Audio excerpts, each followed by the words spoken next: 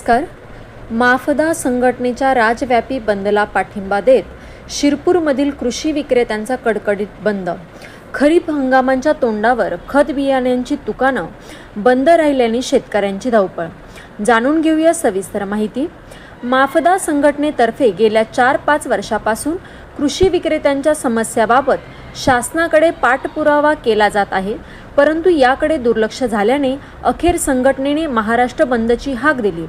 शिरपूरमध्ये तालुका अध्यक्ष हेमंत चौधरी आणि राजेंद्र भंडारी यांच्या नेतृत्वाखाली सर्व कृषी केंद्र बंद ठेवण्यात आली.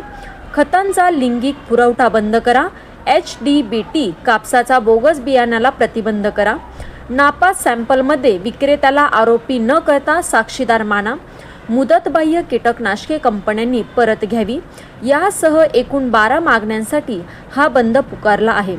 जोपर्यंत शासन दखल घेत नाही तोपर्यंत बंद कायम राहणार असल्याचा इशारा यावेळी देण्यात आला. खरीप तोंडावर असताना हा बंद शेतकऱ्यांसाठी डोकदुखी ठरणार आहे. शासन आता काय भूमिका घेणार याकडे व्यापाऱ्यांसह शेतकऱ्याचे लक्ष मागून आहे. संपादक योगेश पाटील, एक विचार सत्याचा, शिरपूर.